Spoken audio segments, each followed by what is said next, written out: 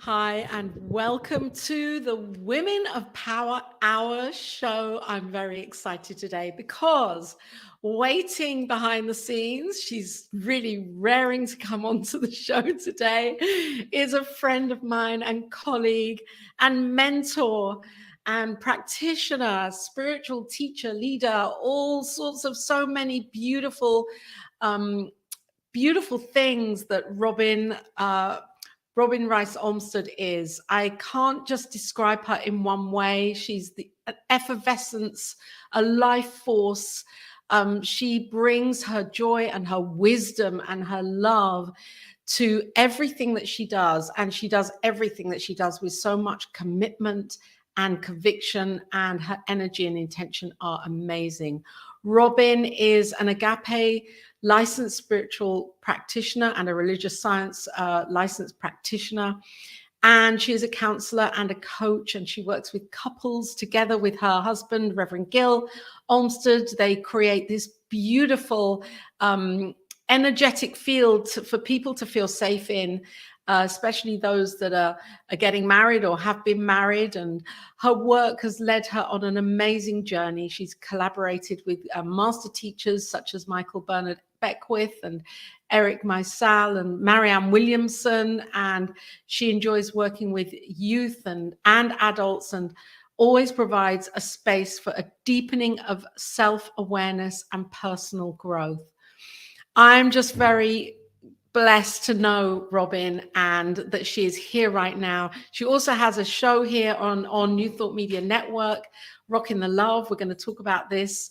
And Robyn is an expert on relationships, I would say. Wow. Welcome, Robyn, to the Women of Power You. Hour show. It's so great to be here with you. Thank you. Thank you. Thank you. It's so great to be here. Wow. And so great to hear about me. Isn't it? It's Isn't really it? something when you listen to like everything. It's like, wow. It's great. Thank you. Oh, I'm it's. excited. I know. I hear you when you hear it back. It's kind of like, am I really, am I doing all of this? Are you doing all? Yes, you are. You're doing Yeah. it all. And I didn't even share all of it. I just picked out the pieces that I am aware of and I know, and you really are doing incredible things, because I know that whatever you do, you put your heart into, and you just, oh, the light's just gone past you. That's beautiful. And you really commit to what you're doing. What is that for you? How you always have the energy and the enthusiasm to go with your yes and really go for it. And people around you really feel it. Wow. Oh, that's such a great question. It's what I hear you asking me is how do you really live into your yes? Yeah, Right? that's it. How do I'm we live into asking. our yes? You know, it's I don't I don't know that I've ever really thought about it, but the first thing that came to my head when you said that was, well, I never liked no. I mean, I guess as a child and growing up, I didn't like no. I didn't believe in no. If somebody said, you can't do that, that would be the first thing that I would do. Ah, So and a lot of it came from that point. I think somewhere in my 20s or 30s, I probably mellowed out a little bit on that. It wasn't like I had to prove everybody wrong.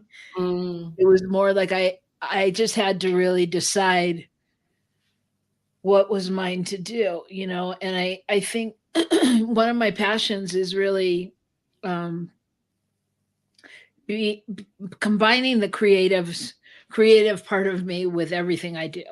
yeah. Because a long time ago I made a decision that life was too short and that I should only do what I want to do. And so I had to figure out a way to make that work, being creative. And I think really, when for the most part, if I'm really doing what I want to do or I'm in service, it's not me and I'm not tired, you know? Mm, I love that. I love that as a gauge, because we're kind of driven by this subconscious belief system, an idea that we've got to do it all in order to succeed or achieve or be recognized as being okay even or enough. Yeah. I think that's such a beautiful how you've just put it. It just flips it around, that life is short and we can really, really choose. And if it doesn't feel good, don't do it. Do fears crop up for you with that? Well, I think sometimes I find my challenge has been saying no, and I'll find myself in a situation that I'm like, how did I get here? And I know usually I get here because, I start to explain to somebody how to do it, and they're like, wait, what? How? What? But, and I'm like, oh, I'll do it. Just forget it. I'll do it because I know I can just get it done, or that's my belief. And then I find myself in the middle of it, and I'm like, why did I say do this? I don't want to, or Yeah. it's not getting done. It keeps moving down my to-do list, or, I'm procrastinating. And I think so, it's like, what's popping into my head is I don't know if you ever saw the Billy Crystal movie where the meaning of life, where he's like, what's, I love Billy Crystal. I can't think of the name of it. I'm writing it down here. The meaning of life. It's like, no, that's what it in it. They ask him, what's the meaning of life, and he's like, the meaning of life is all right here. And what I don't, yeah. Anyway, the meaning of life to me is, on some level, it's really figuring out that that it is all about us, because there is only one of us here, right? And so. And because of that, it's like, it's not about engaging. It's not about engaging with everybody, but really being true to yourself and honest with yourself. And I don't know, for me, that I think being honest with myself over the years has been a lot of work. Because there was a stage at which I would do things, because I wanted people to like me, or, because I wanted them to see what I could do, or because I wanted, and it's like, I don't really have any of those reasons anymore. Other than to inspire people to be more of themselves, but it's not about me. And yet it's all about me. It's not about you, and it's all about, and so that's the ripple that you are, you're rippling that out. And I hear that's really from the divine feminine. It's like, we're used to hearing it as a very frantic message of having to succeed in order to be liked. And I love it that you're saying, no, it really is about me. It really now is about me. And then it can be about you, because me is you. And so once you're in that place, you know that you're serving yourself first. Yeah. Yeah. Absolutely. So I'm going to go straight into this here. First of all, I just want to, before I go into it, I'm just going to welcome on Sean is here. Welcome, Sean, to the Women of Power Hour with Robyn Rice Olmstead, who is here sharing about her experience as a spiritual practitioner and coach, and so much more. Show host and also creative. There we go. Because this is the piece. It's that weaving in of the creativity in everything that you do. And how do you harmonize this? How do you harmonize bringing the creative in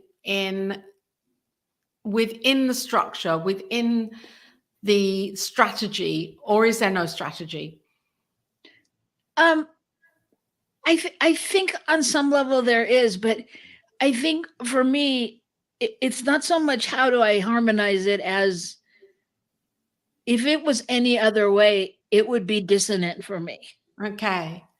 Because to me, I have been a creative since I was born, whether it was music, dancing, singing, acting, painting, it didn't matter. And I always felt like it went hand in hand with everything else. That's why I call myself an artivist because I feel like I'm an artist and an activist. What what'd you I just love, say? I love it. Artivist. Yeah, Yes. because that's who I am. I mean, I'm passionate about life and about, things that are alive, and it's all alive, and so I have to, for me, it has to be commingled. Like I don't understand. I don't really understand separate. You know what I mean? I know what you mean. I know what you mean. And it feels like you're saying you're in the flow, and we have to find that way to live in the flow. So it doesn't become about a balancing act or harmonizing. It simply is. This is the way it is, and this is the way you live. Yeah. And I think it doesn't have to be that way for everybody, but I think everybody can feel the way to what's right for them. Yeah. I think that so much of this journey is really about um being still and connected and and honest with ourselves, right? Mhm. About what makes us happy, really noticing when do we get excited, when do we get lit up, when do we feel connected, Mhm. when are we the most connected to spirit or ourselves or the universe or whatever, however you look at it. Those moments where you're like, oh, I feel good, that was good. you know And that for me, that's a like my life, the spiritual connection and having that awareness and surrendering to the unknown, which can be very scary, especially when we're in situations in our lives or phases of our lives where we want to have it all mapped out. We want to have the plan. We want to have, like, the destination has to be clear, and we have to know how to get. It's a very kind of mechanical way of living, which it's a success driven kind of lifestyle, which for me feels very pressurizing, yeah, because life doesn't work in a linear way. In that way, life right, will throw in what we call curveballs, and that's life. yeah, yeah. And I think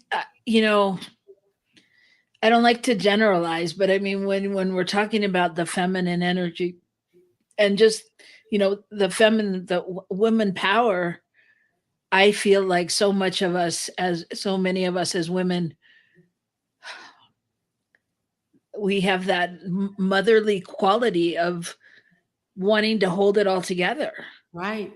and so it's finding the balance to all that, and yeah, really being able to live into it and not lose yourself. And also holding it all together for ourselves, in fear that if we let that go, that everything will fall apart. So we're not even giving ourselves permission just to be to surrender and have faith that we don't have to even hold ourselves together, because there's something else happening that's always loving us. Yeah. And I think that, over the last, I'm making it up, but I'm going to say 50, 60 years, it's been quite the roller coaster ride for women's rights and women's empowerment. And am I, the divine feminine, flowy feminine woman, or am I the, hell no, we won't go, stand up, start, you know what I mean? And Yeah. people trying to figure out what they do and women's equality and what does that look like, and fortunately, I mean, I think that a lot of us have gotten kind of tripped up on the way of trying to fit into places where we don't, it isn't really our passion, which is Yeah. why you find so many women go in their 40s or so going back and starting something new now because they're like, I've been a lawyer for 30 years, but I don't want to do that anymore. Yeah. That's not what I needed. I wanted to be. I want to, whatever, be a gardener. Yeah, so it's an interesting balance. It's an interesting journey. And it's this whole, I think this is really interesting because, yeah, 50, even 100 years ago, where here in the UK, Emily Pankhurst was tying herself to the railings to get the vote for women in 1918. And women were going in and out of prison. And it's like, yeah, this is what we're doing. We don't care. We're going to do it because we want the vote. Mhm. And they were using their bodies to say, use my body for this, for women's rights. And then kind of at the same time, I was just writing about this here or not here, but in America, we have this transcendental movement that's happening with New Thought women who are really using their minds and consciousness to make these shifts for healing, without actually having to run around and be these activators, different kind of. So it's like, yeah, there are so many ways that we can show up as this power or tapping into it. And yet it's about being conscious of what feels good for us and not copying, because there's that pressure of having to thinking, oh, well, they're doing that, so I'll do it. Yeah, absolutely. And I think that um, no matter who you are or what level you're at, you still have those moments of, insecurity, or am I doing it the right way, or should I be doing something else? Yeah. It's just a different level. Yeah. So one thing that I'm really interested in also is your work with couples and relationship work. You're a relationship mentor and teacher and coach, and you help people to see themselves in the other. And I think this is so powerful because it takes away that whole blame culture where we're looking at our partners and saying, you did this, you did that, you fix that, and I'll be okay. This is like, you did this, you did that, I'll fix it, and I'll be okay. Which isn't easy. Yeah, it's not necessarily fun. There's nowhere to hide. No, there's nowhere to hide and nowhere to run. True. And I mean, I think, one of the reasons we started doing that kind of work was because we realized with people with weddings is there's, this whole thing about the bride's day, the bride's day, the bride's day. It's like, yeah, I know that, culturally, of course, going back hundreds of years, it was the bride's day and she was, getting sold off into the Yeah, the rest of another her life. family. Yeah.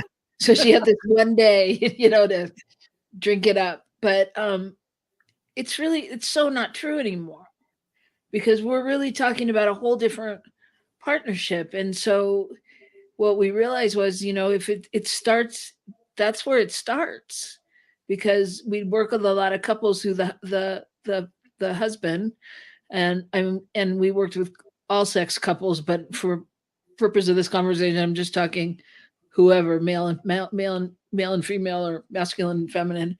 The husband would be like, oh, whatever you want, whatever you want. Oh, it's okay, whatever you want, and then somewhere down the line, the woman would be upset that he could never tell her what he wanted, Okay. and it's like, so we started thinking, well, kind of how you do your wedding is how you'll do your life, Yeah. because it's just opening up that space to really, what do you want? You're creating your whole life together. Mm-hmm. It's not, it's not set in stone that it looks one way, and, person A goes out to make the money and person B does the cooking and the cleaning it's not that anymore, and it's really, hopefully when we find our partners, our matches, we're finding somebody that's going to hold our vision and walk with us into our dreams and support us, and, be that space that you really know is anchoring, Yeah. anchoring. So Yes. it became really apparent that in some ways, it's almost like you have to, going into a relationship, you have to be willing to learn a whole different language, because we've all grown up in different places and ways. And, like I remember my husband being like, what, the mayonnaise goes on this side of the refrigerator. I was like, why? Why? That no, but that wasn't a rule in my household. Yeah.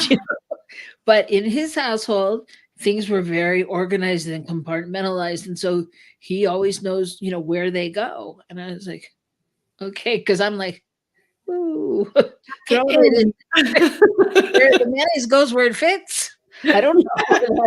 I'll find it when I need it, So and then finding that balance, because then somebody's got to move. Somebody's got to change. Yeah. To learn how to make it work together. Yeah. So, and it's not wrong. None of it's wrong. It's just we've all grown up with different, parents. Well, Different. I kind of worked out. Well, I didn't. It wasn't rocket science, but I realized, because when we've recently got married, and it's like a whole change. And what struck me is, okay, there's me, my parents, my inner child, Jason, his parents, and his inner child. So there are 8 of us in this relationship. Yeah. Yeah. And It's it's a, like, okay, it's a I lot. need to find, not only find you in this, I want to find me in this, and be centered in this, that I connect with the wholeness of me. And that's the anchor point, isn't it? For me, that's the anchor point, to be with the wholeness of me first. And then all the others can just kind of, well, they'll do their own thing, but just Well, and I think also in New Thought, or any kind of, when you're doing any kind of spiritual work, growth work, you're also, things are moving and shifting within you. So yes. the me you are right now, I mean, you come home and you have new tools, and it's like, it's so great to be doing the work together if you have a partner that, because there's just different ways to move through it. Right. Yeah, so that's funny. 8 of you is a lot. It's a lot. It's a lot. And so I'm loving all of us. Yeah. Yeah. And you've had a shift in a good way, where, you know, being with Reverend Gill, and then having this opportunity for him to be working and ministering in a whole different place, and you being on a plane to meet him, and him coming to you on a plane. It's like, how's that really been, Robyn? How has that been? How is it? Um well, okay, so my husband recently took a job and is living 2 hours away by plane. And it's interesting. I think, I don't know, I'm making this up, but I mean, I think because we've been married for 20 years now, I think it's so different. Like I look at this, and if this had happened in our 5 years or 10-year mark, I would have been like, why didn't you answer the phone? Who are you talking to? I would have wanted, what do you mean? Who did you go to lunch with? Why weren't you? And like now I'm like, did you have a good day? And it's a whole different level. I mean, I see for both of us, like, that things that would have been the issue 10 years ago are not the issue. Right. We miss each other, and there's certain things that are kind of unsaid commitments, like connecting every day, and talking on the phone. But I think, really, again, back to people, our vision and our goal, his vision has been to have his own church again for a long time. And so, when this opportunity came up, it's like, I just knew that it was the right place for him to be. Sorry. And I trust that at the right time I'll be there. We also knew just with our family, because we live with our family, that it wasn't the right time for both of us to move. Okay. So so it's been, it's been interesting. It's, sometimes it's playful, sometimes, you know, there's a part of me, I will say honestly, as a woman, romantic woman, there's a part of me that I want, sometimes I'm like, I just want to get off the plane and I want to have a whole plan, and there'll be rose petals here and he'll take me to a dinner at some new place, and I'll get off the plane and be like, are you hungry? Where do you want to eat? So there's still my inner voice that has the, Idealized yeah. version of, yeah. But And I yeah, do say to him, next time, maybe you could think about where we go eat or whatever. I mean, it's just everything feels like, so it's such a different, um, for lack of a better word, I'm going to say value. It's like right. at the end of the day, that's not really the important thing. The important thing is how he feels, how he's happy, how I'm happy, and how it's working, and that we know. I mean, right now the system is okay. Forever it won't be okay. I mean, there's definitely times when he's like, I really wish you were here. But Yeah, I know there's other times too where we talk more because we're not together. right. If I was there, he'd be too tired to tell me about what went on at work. But because I'm not there, he can tell me, different in a different way. So again, I really think it's like but it's again, Laura, it's so much about being anchored in knowing who you are and what you need, you know? And the communication piece also, Yes. having that open channel of conscious communication with yourself, with him. And I think that's probably why now, 20 years you've been together, it's working. In year 10, in year 8, maybe it wouldn't, because that's a level of maturity, of emotional intelligence and spiritual maturity, to be able to shift gear in that way, and for it to, at right now, be okay. That takes a lot of, I think, a foundation of trust. I don't mean trusting in each other. I mean trusting that you can communicate in the same way and keep that level of grace, as the bedrock of your relationship. Yeah, and I think, again, it's everybody's own inside job. Yeah. There's things that I know I've been saying to him for 20 years, you know, like, when we have an argument or something, I'll be like, Gil, I'm on your team. Mm-hmm. I love you. I'm here. I'm not trying to do anything to you. Right. And whatever that is that, lives inside of him, that has that doubt and fear and worry about somebody, it's like, even now he'll say, yeah, yeah, you're on my team. Yeah. Yeah, yeah. And whether he believes it or not, it's still, at least it's making its way in there, Yeah. because I think so much of the time we end up in these relationships, and then, people can't figure out why they're there. Why they're there and how to remove themselves. Yeah, and how to get to the real reason why they're there. Yeah. To whatever they thought they loved in the first place. Or Right. yeah. Wow. Well, I'm just very inspired by you and Reverend Gill and what you're doing and how you're role modeling this.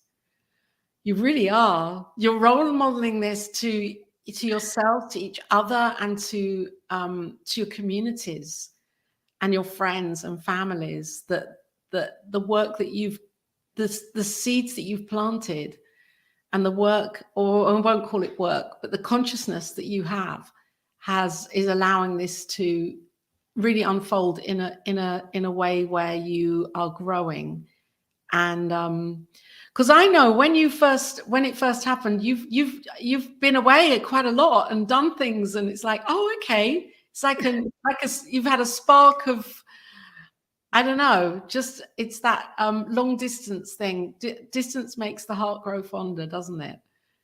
Yeah, and it's just, I mean, it's kind of fun. It's kind of fun to just, fly in and see each Yeah, other, and fly out and fly out. I mean, it's not, I don't want to say it like it's even bad, but it also just creates a spaciousness um to be able to do things in a different way. I mean, he doesn't have to ask me, I don't have to ask him, or we don't have to check schedules on some things, like he can just say to somebody, yeah, sure, I'll go bike riding with you, and I can just say, sure, I'll go out to dinner with you.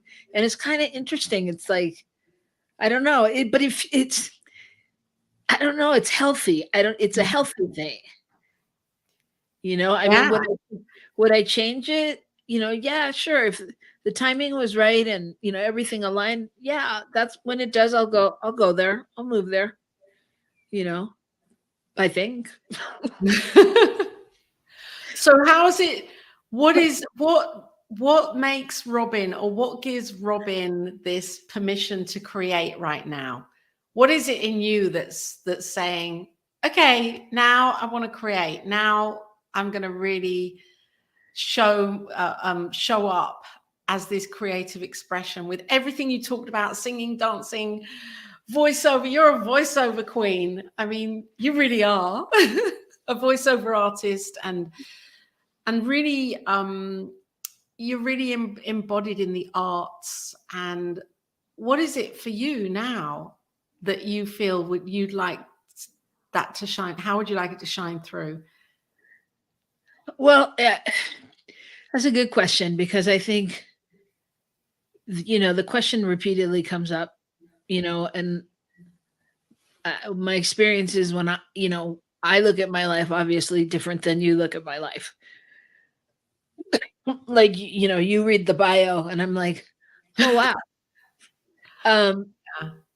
but there's that part of me that's always like, why aren't I doing more of that, or why aren't I doing more of this? And I was talking to somebody the other day who wanted me to pull a tarot card or some kind of card, and this was on the phone. I was like, okay. But they had new cards and they wanted to read it to me, so they're like, okay, ask a question and pull. I'm going to pull the card, and so I asked some question. I don't even really remember, but it was something like, am I doing what I'm supposed to do? Am I supposed to be doing creative type things?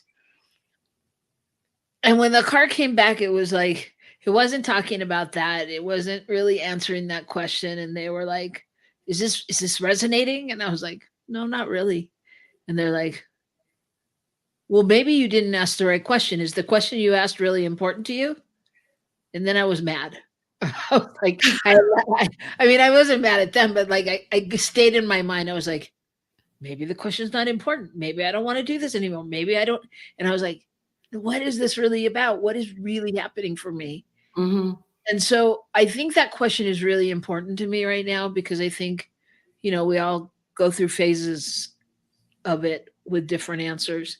And I feel like right now, um, that it's really my time to practice what I teach, and to really figure out what's important to me, Mm-hmm. and to really focus there, and to not, because yes, I can do a lot of things and I can do a lot of things well, but can I do one thing really well enough that I think I've done it the way it should be done? Okay. And yet you're a butterfly. You're a creative butterfly. You are. Yeah, well, I don't think it means I have to stop, but I do think it means I have to get serious. Like, I don't know if this happens to you, Laura, but do you ever notice, I'm going to assume, or I can ask you, is in your creative life, is singing your priority? No. What's your priority? My priority is managing my energy. That's actually turned into be quite a big priority for me. Energy management in all areas of my life and in all ways. That I've really tuned into that as like, if I'm good there, then I can be from like giving from the overflow rather than the empty cup. And creatively, my priority, I suppose, is I'm really enjoying creating my business and turning that into a creative project. So I'm seeing it as a creative project rather than as a chore. Yeah. And this, I love doing this, you know, and conversation and being with other women like you, Robyn, and meeting and listening and hearing and talking. And I think I love this. This inspires me. Yeah. Yeah. So, but if you picked one of those, let's say you pick, managing your energy, do you ever find that like that's what you give the least attention to? Managing my energy. Well, I do. It's a conscious thing. So I'm trying to be more aware of it. I notice you doing that a lot lately. Do you? Yeah, I do. Especially in the kitchen. No, but I know. Oh, No, I notice it in some. I am. Yeah, our discussions. But I think, so for me, I think sometimes my priority, I give it falls to the lowest rung. Okay. And then I'm like, wait, what happened? I had time to do this, this, and this, but I didn't do anything around here. Okay. Which is really what you're saying, managing your energy. Yes. So I think that's that would be my goal for now, my priority. Because and I love it when I work with clients, because then I'm motivated to do what I'm saying. Yes, because how can we be a mentor or a coach for anybody and not practice what we're teaching and speaking and sharing? And I see for you, Robyn, now that your life it's like you have this space, and where there's space and there's a vacuum, it's easy to fill that up with things that we don't want to do, because things will creep in that if we're not aware, we say yes to those things. Speaking for me, I can say yes. Oh, yes, I've got an hour here. I'll do that for you. I'll do that for you. Oh, I'll do that. And then a week later, it's like, oh my gosh, where's my week gone? It's not gone on what I prioritized. Right. It's gone on what other people have prioritized. Yeah. It's and interesting. I'm one of those people that will forever have a to-do list. You will never find me with it not to do. Oh, I've got this is my to-do pad, and then I've got online, I've got a to-do calendar. Yeah. Yeah. That's funny. So what is your superpower, Robyn? What do you claim as your superpower?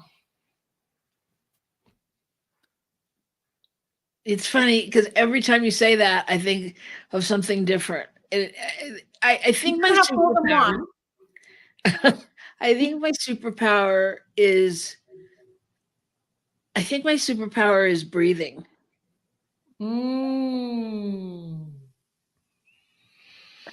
Which is not the ones I was going to say, but I think it's breathing, because when I breathe, I remember.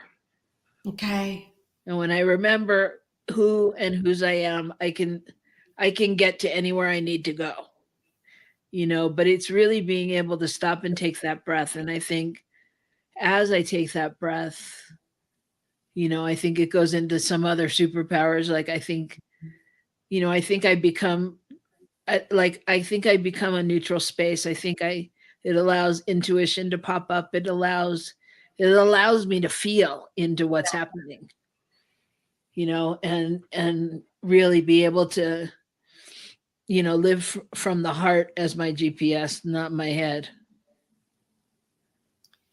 And with so much going on with, traveling and your commitments with your community and Reverend Gill's community, you have a lot, don't you? You do a lot. I do a lot. You're a doer. I You am. you get things done and you put your fullness into it. I do. And so can you share with anybody that's watching now or at any moment, you know, how you have found a way to actually say no to people? Or are you still working on that? Or how you navigate that when it gets too much? Yes. Yes, I think yes, I do it easier. Yes, I'm still working on it. And yes, I think that um like we said at the beginning, kind of, it's all a journey to more self-love and more self-understanding. Yeah. Um and this song keeps coming up for me during this talk, um that goes, I love myself so much that I could love you so much that you could love you so much that you could start loving me. Oh, I love that. Right. Yeah. And it's true. I mean, so it's like when I breathe and when I stop and when I can really assess, like, is this mine to do? Do I, and there's all different levels of, is it mine? Is it Yes. mine to do? Do I love it? Is it for that? What does it help me at all? Not that it has to, but just being aware of my why. I can certainly do something to help somebody else entirely, but just being aware of where I'm coming from, I think that then gives me the power to say that. And I think saying no, like, you hear all those snappy sayings that I always think I'm going to remember, like, no is a full sentence. And, Yeah. you know, but, but, but you know, I think it's really okay. I mean, I don't know, for me as a person that didn't say no a lot, some of it was I had to get with the fact that it's okay. It's okay to say no. It's Mhm. okay. That it's not, if somebody doesn't like me because I said no, that they weren't going to like me anyway. you Right. know, so it's really, when I take that moment to just go within and then assess, why I'm doing it or why I'm saying yes, because it also allows me to be able to say to somebody, I can't do this now because I don't have time in my schedule, or, Yes. with some kind of understanding, not just I have to say no because I've got too much on my plate, and I haven't even really been with it. So that's how I think that I answered it, and learning also that I can take time and say, can I think about that? Yes.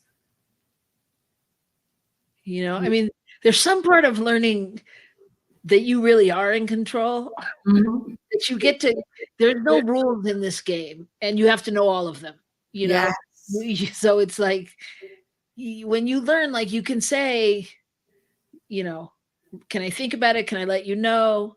Is there anyone else that can help you? Blah, blah, blah, that it's okay. That it's okay.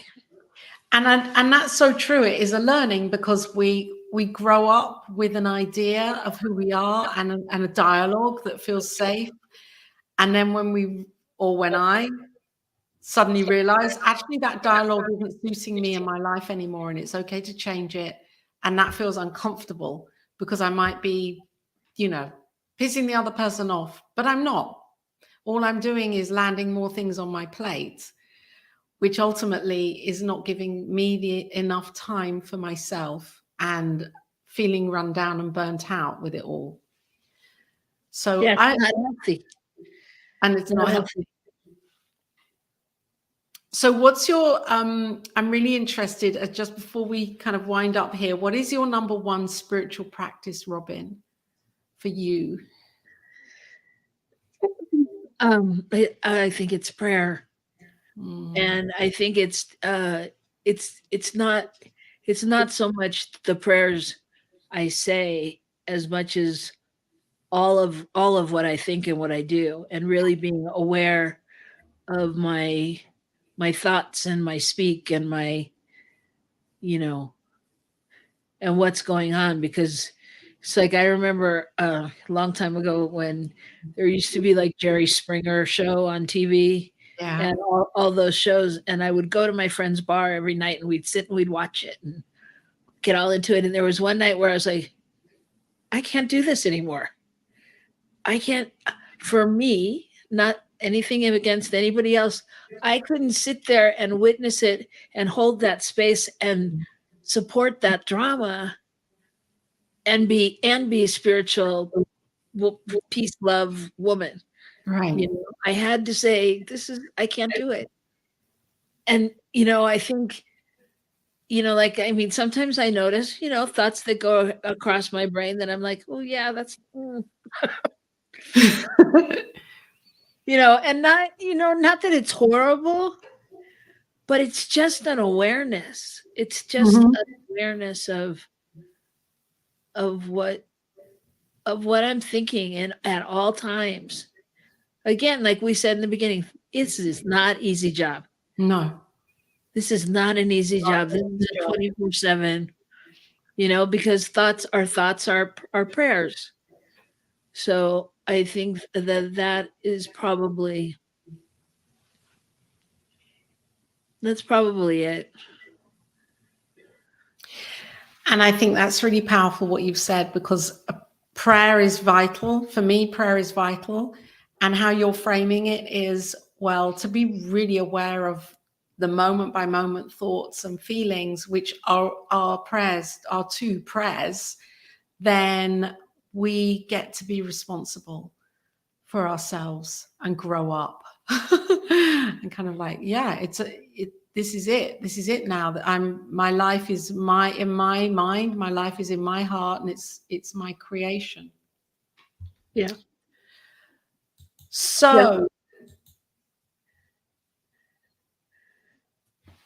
So Robyn Rice Olmstead, I honor you, and you are a woman of power. You were in the Woman of Power video. I know. Like at the beginning there, that's so cool. And I just really am excited that you're here on this program today.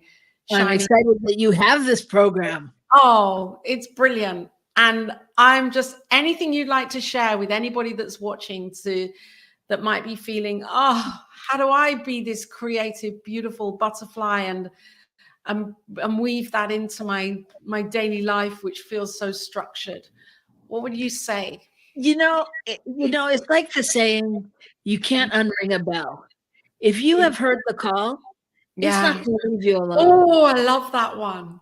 You are here to do something great, grand, and glorious. We're all here for such a divine purpose. And I just think it's like, don't fight it. Don't fight it. Just make a baby step. Even explore it in a baby way. Even if you just do, if you want to be a painter, go take a painting class or go paint in the garden or do whatever feels like a next step. You don't even have to let anyone know. But I just think, don't try to hide it. You can't hide your light. So there's plenty of people, myself included, Laura included, who are great inspirational coaches and helpers, and anyone who wants to contact me, thank you. I'm putting this up here now. Blissipin Journey. Here we go. This has to come up here. This is Robyn's website and her contact details. I'm going to put them up in the chat here as well. Do connect with Robyn. If you're getting married, if you've just got married, definitely connect with Robyn. If you are seeking to fulfill a dream, a vision, a heart calling, here is Robyn. What a beautiful website. It's just so lovely and clear and clean. There we are. Spiritual counseling and coaching, because there is. And if you don't know, if you're unsure or unclear, come, let's figure out, let's find your purpose together. Let's do the vision. Let's, there's, there's so many of us here, that are here to help. And there's no reason that anyone shouldn't fulfill their purpose. That's how I feel. There's no reason that anyone shouldn't fulfill their purpose. So it's us standing and getting out of our own way. And and Robyn is here. Go to her website, Blissipline Journey. I love that. Blissipline. It's so cool. Blissipline Journey. And here is the I did create the banner, Blissipline Journey. And then you can connect with Robyn for counseling, practitioner work, anything that you feel you would like guidance with or support with, or to expand your life and your vision, then Robyn Rice Olmstead is definitely here to support you and help you on that mission. And I'll tell you, Laura, that Blissipline Journey goes back to Reverend Dr. Michael Beckwith, because he talks about Blissipline Journey. And it's exactly what we were saying, that journey, the journey is not easy. And in order to reach that bliss, there's so much discipline involved. There's so much learning and all of that. So make your life that Blissipline journey. And I really, really think this is important, just as we complete here, that word and that intention as the principle of discipline, that it takes discipline every day to stay in the groove and to do the work and do the practice and to believe in our values and go for it. And it doesn't by any means mean that we're perfect. No, we're imperfect. Let us be very clear. We are so perfectly imperfect. Yeah. I mean, it's a constant journey, but it's like, riding a horse. You get off, you fall off, you get back on. Yeah. So, and thank goodness we have people like each other to do it with. Oh, definitely. And I know that you're going to have an amazing Thanksgiving with your family. And thank you for being here, because I know that you're spending precious time with your family right now. So I'm really grateful that you took the time to be here, Robyn. Thank you. It's been wonderful. Thank you to everyone that's been watching, and we'll be back next time with the Women of Power Hour. Thank you, Robyn Rice Olmstead. So much love. Bye.